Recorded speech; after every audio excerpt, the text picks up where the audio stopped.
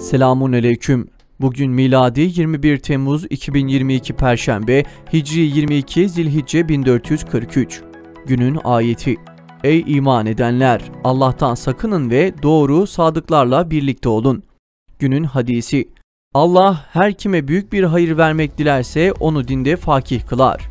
Tarihten haberdar olmak için tarihte bugün neler yaşandı hep birlikte bakalım. 810. İmam Buhari doğdu. Muhammed el-Buhari Hicri 13 Şevval 194, miladi 21 Temmuz 810 tarihinde Cuma günü Buhara'da doğmuştur. Bundan dolayı da Buhari nispetiyle anılır. Kütüb-ü Sitte olarak adlandırılan hadis külliyatı arasında yer alan Sahih-i Buhari adıyla meşhur hadis kitabını yazan büyük hadis alimidir. 1774. Osmanlı Devleti ile Rusya arasında Küçük Kaynarca Antlaşması imzalandı. Ruslara Karadeniz'de seyr-ü sefer hakkı tanındı. Bu anlaşma 1768-1774 Osmanlı-Rus Savaşı'na son veren ve Osmanlı Devleti'nde önemli toprak kayıplarına yol açan bir antlaşmadır. 1905.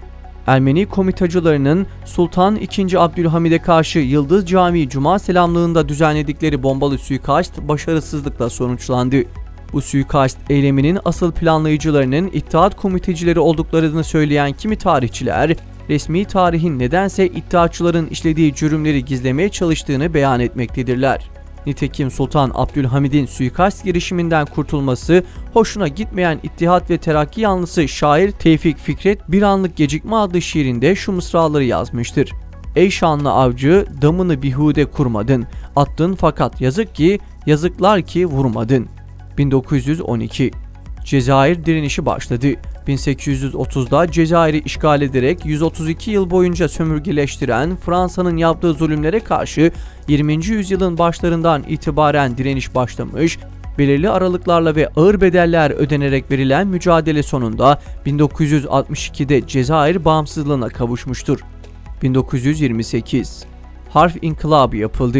Bir gecede bir milletin topyekün okuma yazma bilmez bir hale gelmesine ve tarihle bağının kopmasına sebep olan alfabe değişimi hala çok büyük bir ilerleme imaresi olarak gösterilebilmektedir. Harf inkılabını savunanlar bu değişimin neden olduğu bir tek gelişmişlik adımını gösterebilmeli değiller mi?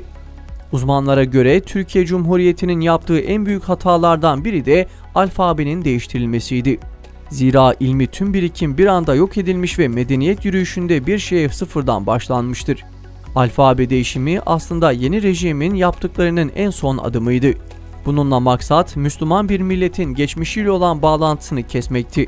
Rejimin bu İslam karşıtı projesi dönemsel olarak etkili olmuşsa da Müslümanların kendi inançlarına sahip çıkması projeyi akamete uğratmıştır. 1946. Çok partili ilk genel seçimler yapıldı. Seçim açık oy, gizli sayılma ve çoğunluk sistemi esasına göre yapıldı. Seçim görünüşte çok partiliydi ama CHP'nin açık ara kazanması için her türlü önlem alınmış ve herhangi bir sürprize mahal bırakılmamıştı. 465 milletvekilliğinden 395'ini Cumhuriyet Halk Partisi aldı.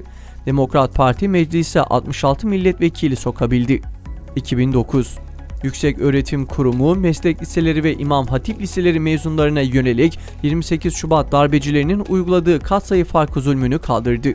Tarihte benzeri görülmemiş bu hukuksuz uygulama nedeniyle yüz binlerce gencin hayatı karartılmıştı. Ama giden ömür artık geri gelmiyordu. 2014. Terör rejimi Siyonist işgalciler Doğu Gazze'deki Şucaiye mahallesini savaş uçaklarıyla bombaladı. Tarihe Şucaiye katliamı olarak geçen ve hedef gözetilmeden gerçekleştirilen saldırılarda çoğu kadın ve çocuk olmak üzere tamamı sivil 72 kişi katledilirken 400'den fazla kişi de yaralandı. 2016.